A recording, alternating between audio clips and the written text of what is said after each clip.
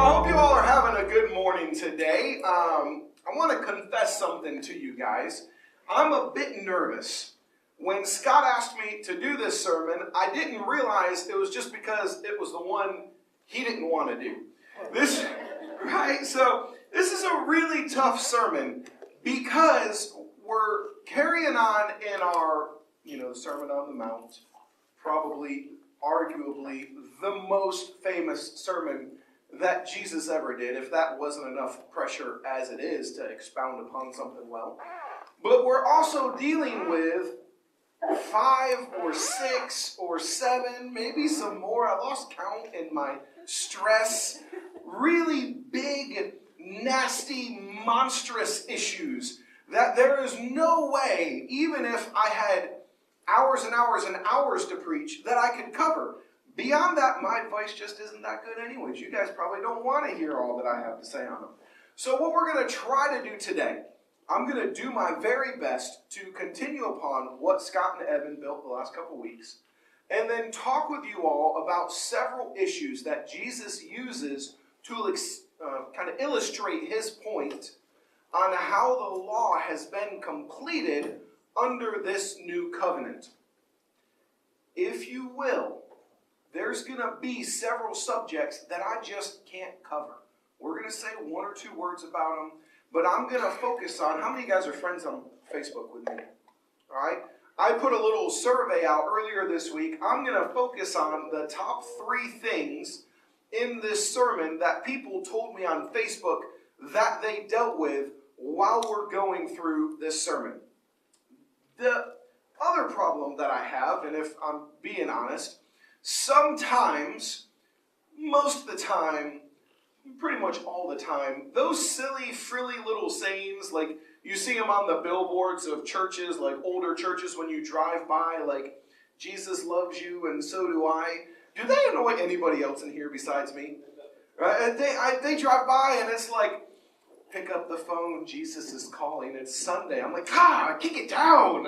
It drives me insane. And so it's even worse when we come to big, ugly, nasty issues like we're going to deal with today, and a preacher will say from stage, just fill your heart with love. I'm like, what does that even mean? Like, how do you fill your heart with love when you want to commit homicide? Like, that's not easy to do. So it may be the right thing to do, but how do I get there? And so one of the things that drives me nuts is these lofty ideals and goals without any practical application. Because what happens is we take it upon ourselves to figure it out instead of going to the Bible and to wise Christians and people. She agrees with me. She's going to be a Pentecostal when she gets older. All right? And going to these people and saying, what do I do? How do I get there? And where do I go from here? So, as we go forward today, bear in mind we're going to read through this scripture and we're going to hustle through some of these, and then we're going to take a chance, just a minute, to kind of focus on just a few things that I think maybe we can start off in the right direction. It may not be the 5 steps to dealing with your anger, but it might be the 1 step that can get you started down that direction. And so Jesus continues on here in the Sermon on the Mount.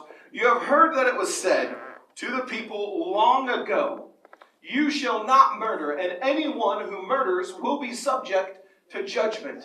But I tell you that anyone who is angry with a brother or sister will be subject to judgment. Again, anyone who says to a brother or sister, Raka, translation, empty head. How many of you guys have thought that about somebody just today? Right? Anyone who says, but not about me, right? Raka, empty head, is answerable to the court. And anyone who says, you fool, will be in danger of the fire of hell. Therefore, if you are offering your gift at the altar, and then remember that your brother or sister has something against you, leave your gift in front of the altar. First, go and be reconciled to them. Then come and offer your gift. Settle matters quickly with your adversary who is taking you to court. Do it while you are still together on the way before you get there. Or your adversary may hand you over to the judge, and then the judge may hand you over to the officer, and you may be thrown into prison. Truly, I tell you, you will not get out until you have paid the last penny. One thing, in fact, the thing that everybody mentioned on Facebook, everybody that I asked this question personally, everybody that I talked to on all these various forms of social media said that they dealt with on a daily basis towards other people, anger. Anger, anger, anger. Somebody gets mad, they cut you off, you get mad. You have road rage. You're late for an appointment because your daughter didn't get ready in time. You get angry. Maybe your husband said something. Maybe your spouse said something. Maybe your sports team lost and you're a sore loser. Whatever it is, you get angry and you have to deal with it.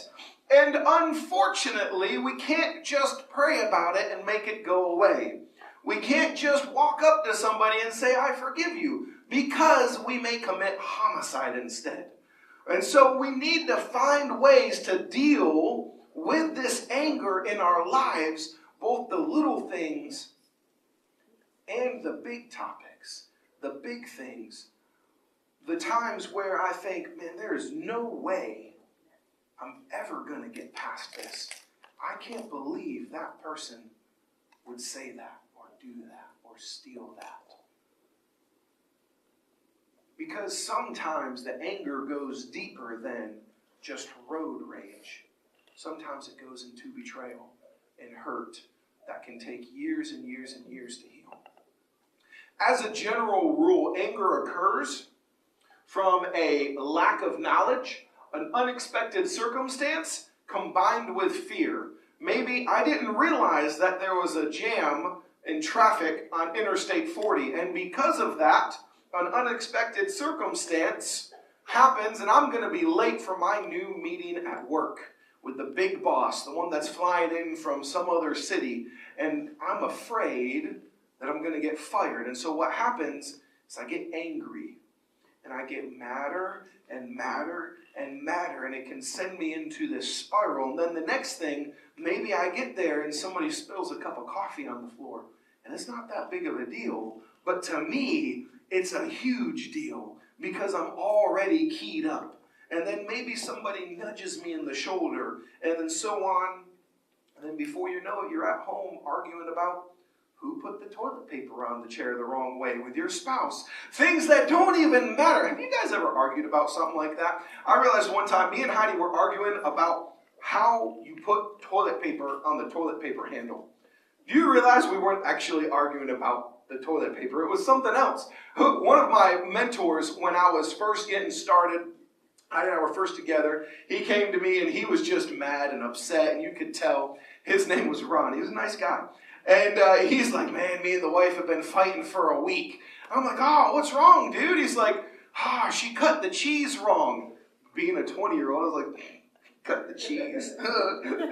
He was talking about physically cutting the cheese. Like, he wanted her to cut it laterally, and she wanted to cut it vertically. And they've been arguing for 7 days over how to cut cheese, which I thought was hilarious, until I started realizing that sometimes the little things that you're arguing about are not the actual things that you're upset about. And if you don't deal with that anger, as it happens, it can fester in your life, and it can grow, and it can grow, and it can build into something else that you need to handle before it gets there.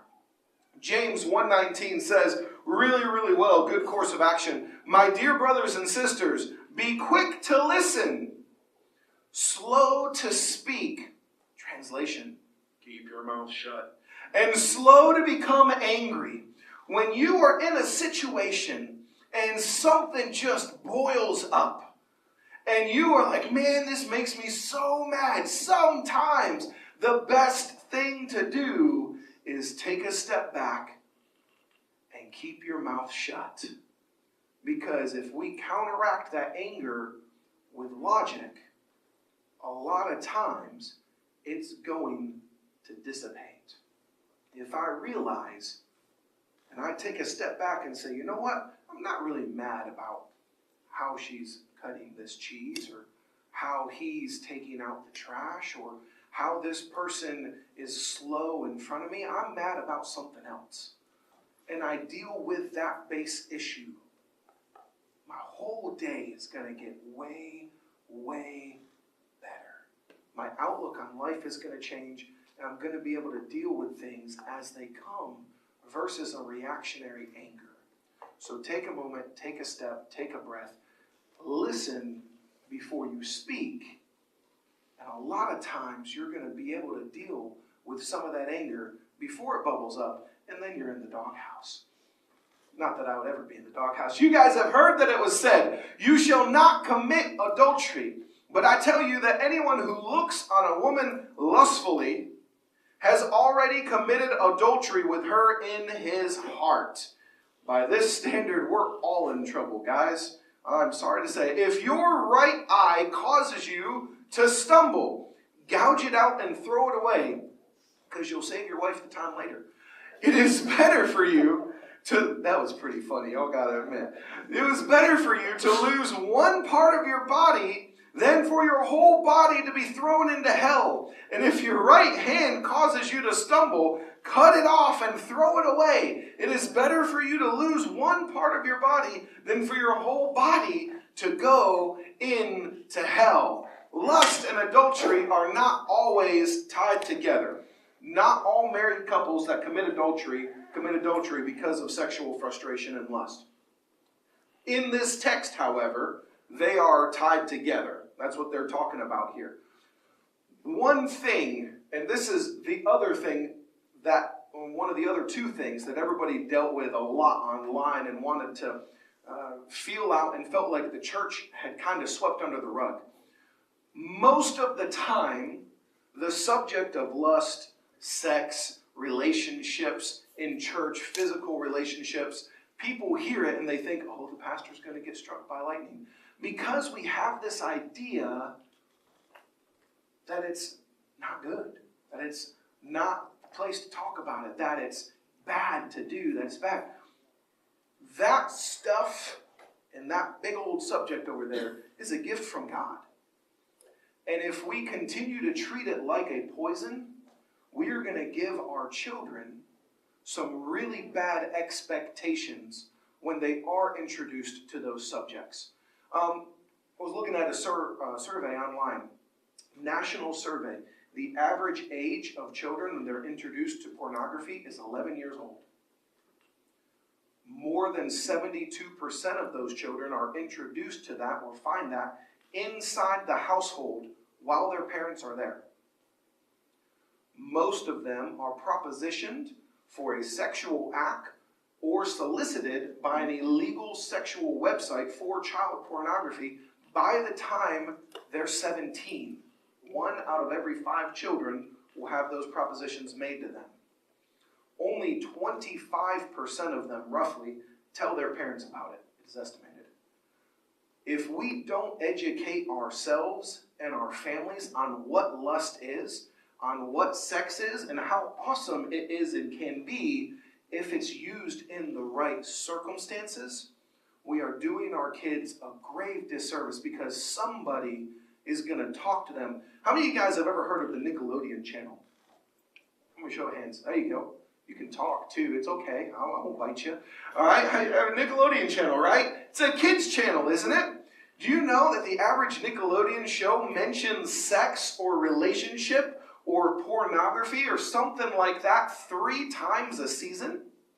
So the things that we think, oh, hey, this is easy, this is good for my kids to watch because it's a kids show, are not necessarily that way anymore. And we've got to be careful because we need to let them know what that is. We also need to educate ourselves. A lot of people think that acknowledging that a person is attractive is lust. I've got news for you. If you ever stop being attracted to the opposite sex, I'm not sure when it is, but it's sometime after 32. I don't know when, guys.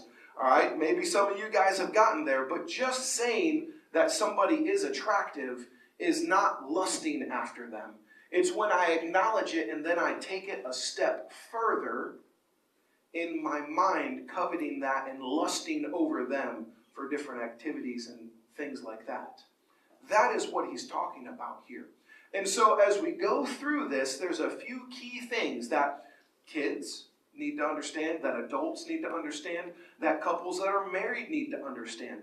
A, lust and love are not connected. Just because I'm attracted to somebody does not mean that I'm in love with them. And we need to make that distinction. I don't want my daughter to think that the first guy that she's attracted to, she is in love with. It's very different emotions. Number two, just because I admit that somebody is attractive does not mean that I'm lusting after them. How many of you guys have seen Aquaman? Yeah?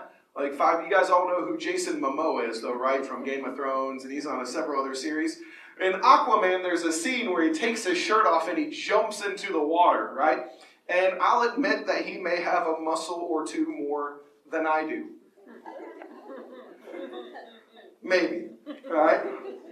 And he might be a little bit better looking than the average fellow and have a few million more dollars than them. But when he took his shirt off, every female around me, including my wife, went, whew. I was like, y'all okay? Like, we good? We good? But it's okay to acknowledge that somebody is attractive. Taking it that next step is where the line gets drawn. All right?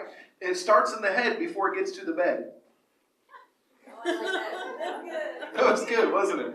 It starts in the head before it gets to the bed.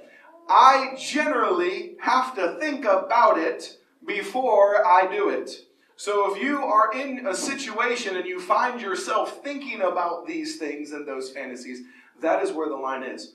So those two things we have to understand. Ways to get around that. And Scott really helped me with this when I was a young guy growing up. I've worked in gyms all my life. If you guys have ever studied the clothing that females wear in gyms, most of it is not appropriate for the average everyday life.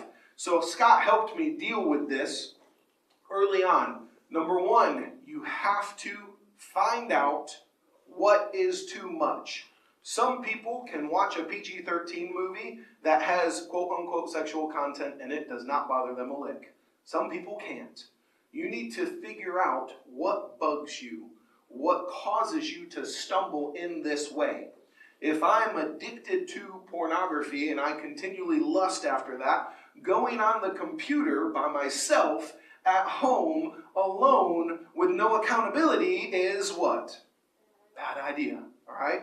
Just like if I'm addicted to drugs, going into a drug den by myself with no accountability in general, anywhere, is a bad idea. You have to learn the situations and the weaknesses that you have as a person and then put things in place to stop you from getting to that point.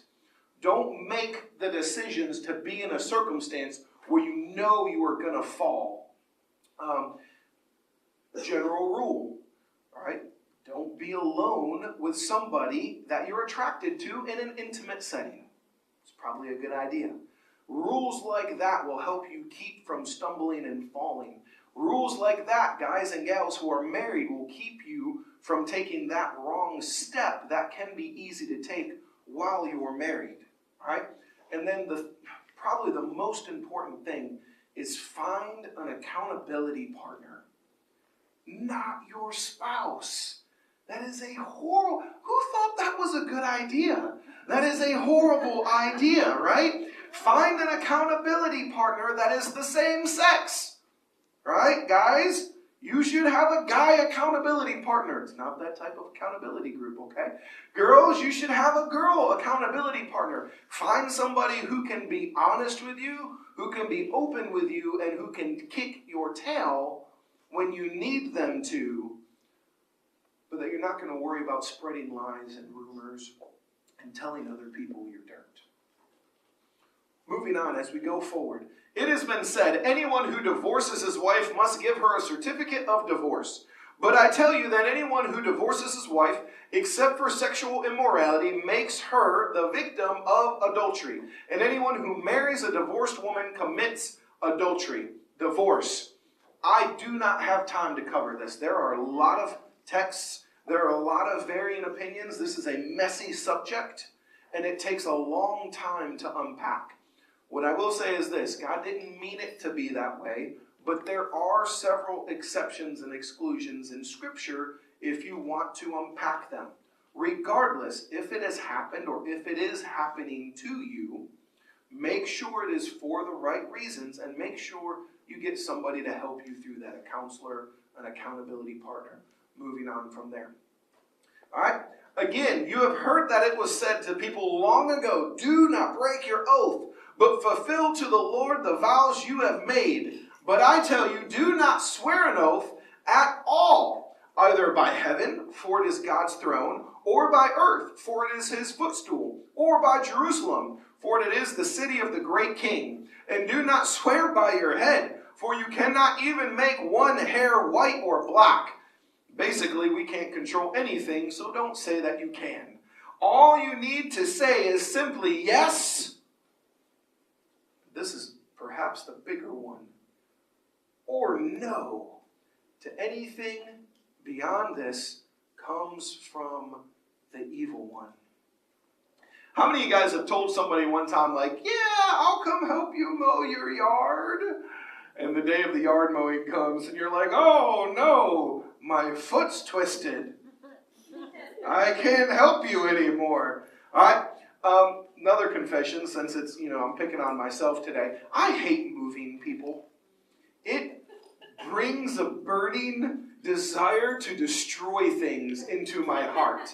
It just makes me angry. It's dirty, it's dusty, it's unorganized. I don't like it. I lift heavy things and there's no gratitude really from it. In the last 5 years, I've moved 3 people, and there was much begging and pleading involved in that. I don't like it. So if you say, hey Josh, will you help me move? No. Don't ask. If it's going to hurt your feelings, don't ask. Hey Josh, will you help me build a porch? No. If I get a power tool, you should run. All right? It's bad for me. It's bad for you. It's bad for your porch. Trust me. All right? If you say, hey, Josh, will you come mow my yard? No. I'm not going to do it. And if you say, man, Josh, you're just not a nice guy, I'm going to say, yeah, I don't like doing that stuff. I'm not good at that stuff. However, there are people who are. There are people in here, in this building, in this body, who excel at those things, who are more than happy to help you, but that cannot help you get healthy like I can. But that cannot teach you how to defend yourself like I can. You have specific goals and talents. You need to make priorities in your life and then set boundaries around them. I'm not going to stay on this one for too long because we still have one other thing that we need to do. But integrity is helped when you read a book called Boundaries. It's very biblically based. It is one of the best books you will ever read, but it's basically 300 and some pages on how and when to say no. Your life will be better for it. The people around you will like you more for it, and your word will become more dependable. So when you say yes or no, people will believe you in that sense versus saying, oh man, Josh said he would help, but the last 4 times he said he would help, he hasn't shown up. Read that book. Set your priorities. Also, go to God and find your calling through reading your Bible, through prayers. Say, God, what is it that you have given me a gift to do? And how can I fulfill that? My gift is not moving people into houses. Some people are great at that. My dad can pack a semi-truck that's a 10 by 10 truck with a 20 by truck stuffs goods. He's just amazing at it. He doesn't mind it either. But he's good at that. I'm not. Find those things. Learn when to say yes or no. Let it be that, and that will help with your integrity. You have heard it said, love your neighbor and hate your enemy. But I tell you, love your enemies and pray for those who persecute you.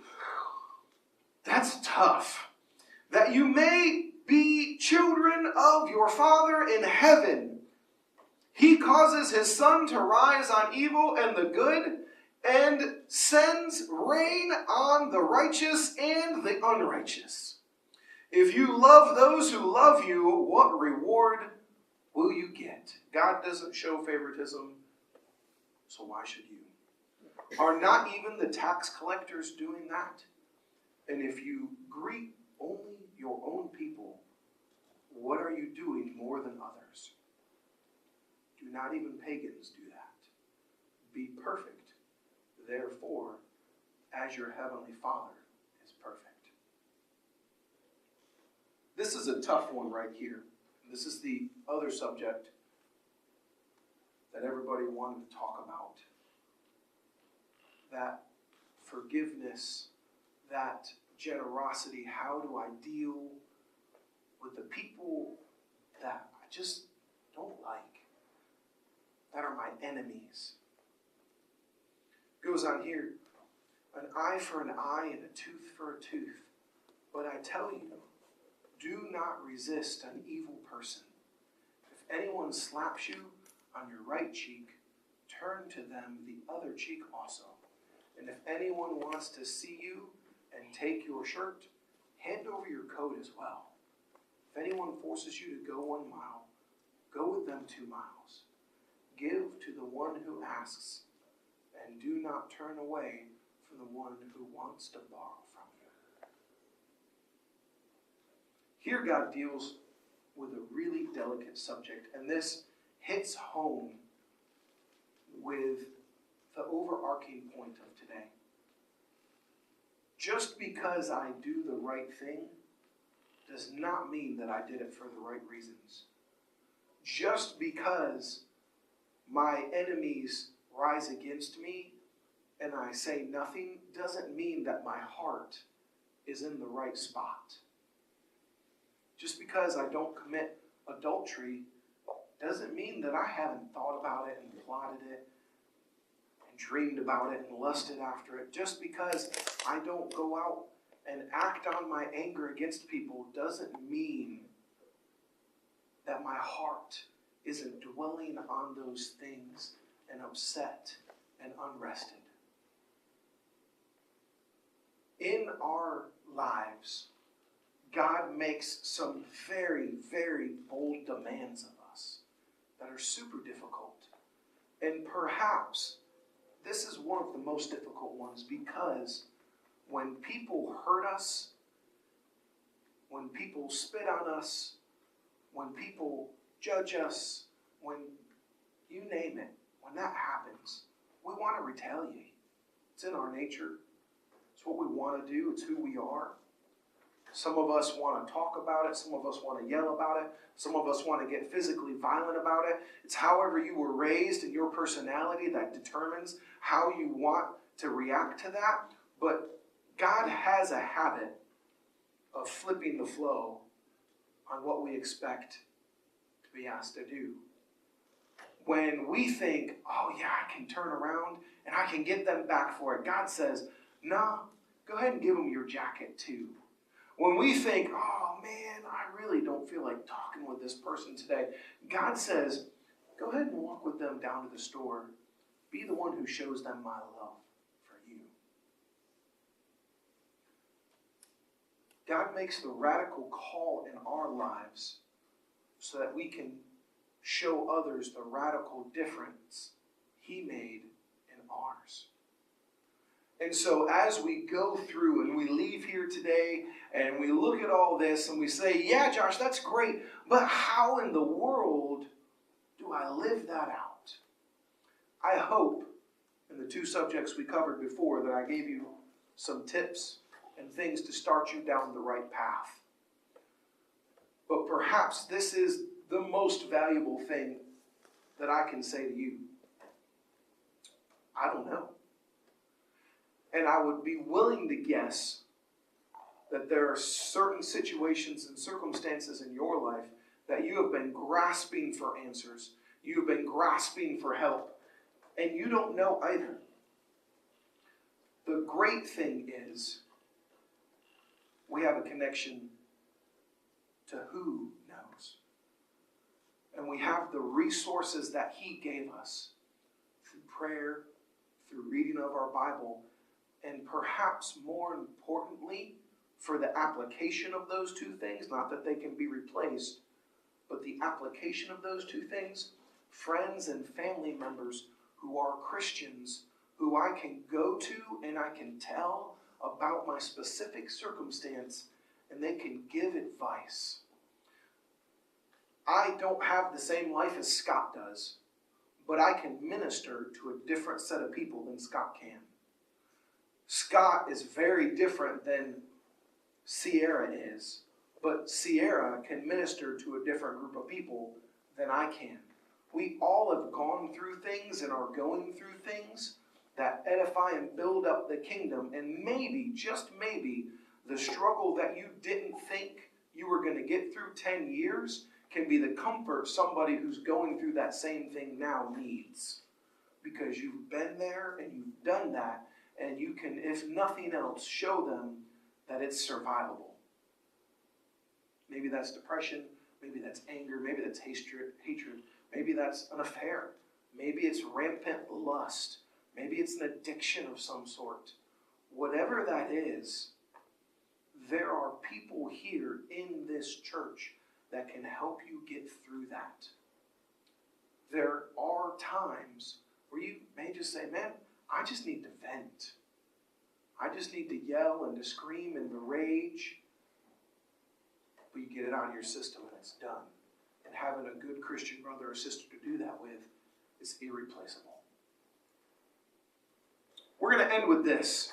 In Leviticus chapter 19, verses 1 and 2, the Lord said to Moses, "Speak to the entire assembly of Israel and say to them, be holy, because I, the Lord your God, am holy." He's not asking us to do anything that He hasn't already done for us. So ask yourselves today, as we walk out of here, how are you being holy as the Lord our God is being holy? What things have you put in place in your life to help you reach that next goal? Have you talked with your accountability partner? Do you have one? Do you need to get one? What is going on with you that you can do to make that next step? And then who is with you as you are trying to improve your life? Because when we try to make changes, I don't know if you guys ever know this, but when you're stagnant, nobody really cares a lot of times. But when you're moving forward, everybody's like, whoa, what happened? Like, we liked that right there. We don't want you to change because some people like you how you are, but we can't stay that way.